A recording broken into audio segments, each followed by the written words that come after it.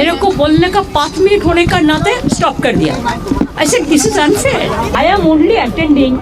You should be happy for that. इससे कोई government नहीं चलता है। आपको डिस्क्रिमिनेट नहीं करना चाहिए। When you are in power, you have to take care for all. You cannot discriminate between boys and girls. This is insultation.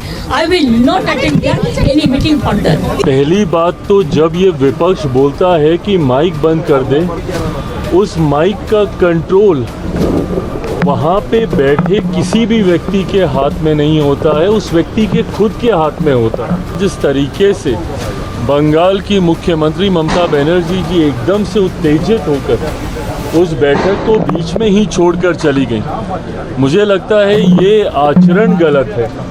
इस तरीके से उनका आचरण था, इससे ऐसा लगता है कि विपक्ष की पहले से ही ये सोची समझी एक रणनीति का ये हिस्सा था। पश्चिम बंगाल की मुख्यमंत्री ममता बनर्जी ने आरोप लगाया था कि उन्हें मीटिंग में बोलने नहीं दिया गया और उनका माइक बंद कर दिया गया। अब इस पर केंद्रीय मंत्री चिराग पासवान ने कहा, ये गलत आरोप है कि नीति आयोग की बैठक में किसी का माइक बंद कर दिया गया। वहाँ पर माइक का कंट्रोल उस जगह बैठे इंसान का होता है, बाकी किसी का नहीं। तो ये बात बोलना झूठ है। उन्होंने कहा, ऐसा लगता है कि जैसे यह विपक्ष की सोची समझी रणनीति थी, ध्यान अपनी ओर आकर्षित करने के लिए ये साजिश की गई थी कि किसी का माइक वहां पे बंद कर दिया गया। पहली बात तो जब ये विपक्ष बोलता है कि माइक बंद कर दे, उस माइक का कंट्रोल वहां पे बैठे किसी भी व्यक्ति के हाथ में नहीं होता है, उस व्यक्ति के खुद के हाथ में होता है। ना लोकसभा में, ना राज्यसभा में, ना ऐसी किसी बैठकों में।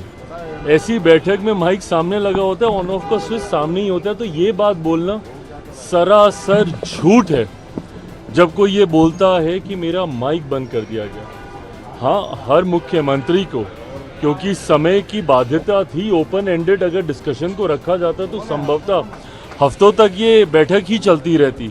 ऐसे में हर मुख्यमंत्री से ये विनम्रता पूर्वक आग्रह किया गया था कि अपनी बातों को संक्षेप में एक तय समय सीमा के भीतर रखा जाए।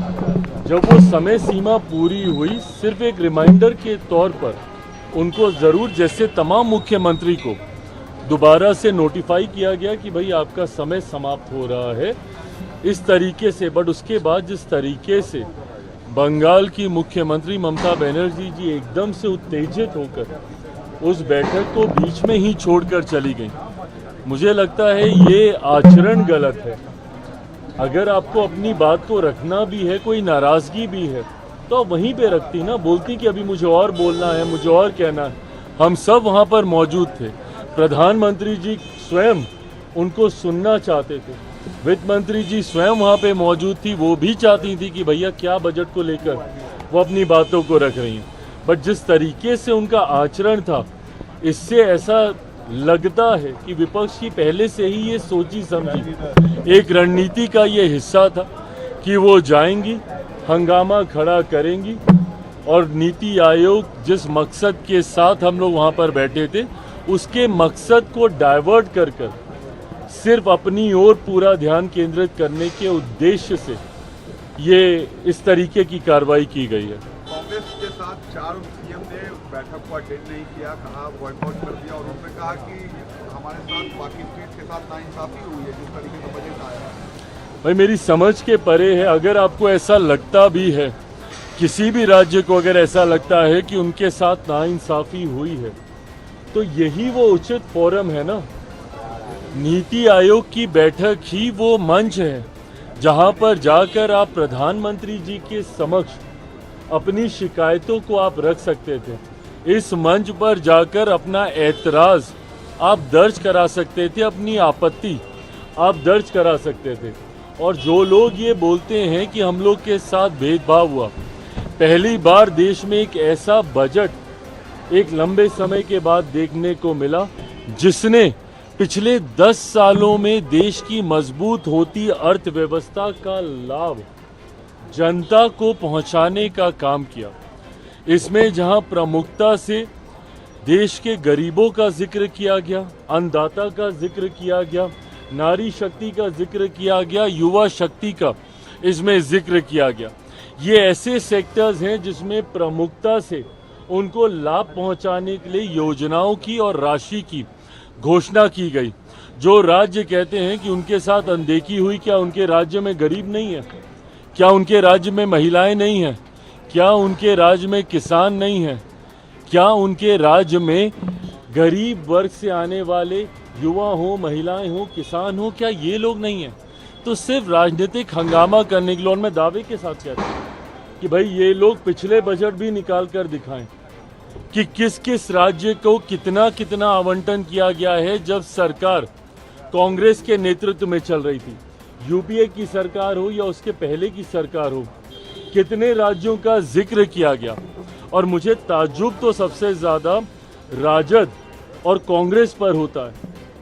क्या राजद को खुशी नहीं होनी चाहिए कि भैया बिहार को एक बड़ी राशि आवंटित की गई है, इंफ्रास्ट्रक्चर डेवलपमेंट को लेकर हो, यहाँ पर सड़क को लेकर हो, पुल के निर्माण को लेकर हो। बिहार की सबसे बड़ी समस्या बाढ़, जिसका जिक्र हमेशा मैंने बिहार फर्स्ट, बिहारी फर्स्ट के माध्यम से मैंने किया। उस बाढ़ को लेकर लगभग 11,000 करोड़ की राशि अलग से आवंटित की जाती है। ऊर्जा को लेकर अलग से राशि आवंटित की जाती है। इंफ्रास्ट्रक्चर को लेकर राज्य में अलग से राशि आवंटित की जाती है। तो भैया अगर बिहार जैसा राज्य, जिसके लिए लंबे समय से हम लोग भी मांग करते थे भैया कि बिहार को विशेष राज्य का दर्जा मिलना चाहिए, बट स्पेशल कैटेगरी स्टेटस जब तक नहीं मिलता है, ये मांग भी हम लोग की थी कि बिहार को एक स्पेशल पैकेज मिलना चाहिए।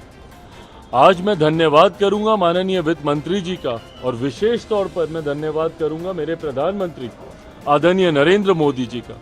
मैं अपनी तरफ से, अपनी पार्टी लोक जनशक्ति पार्टी रामविलास की तरफ से प्रधानमंत्री जी और वित्त मंत्री जी का धन्यवाद करूंगा कि एक लंबे समय से जो बिहार और बिहारियों की मांग थी, उस मांग को सुना गया है, उस मांग को पूरा किया गया है।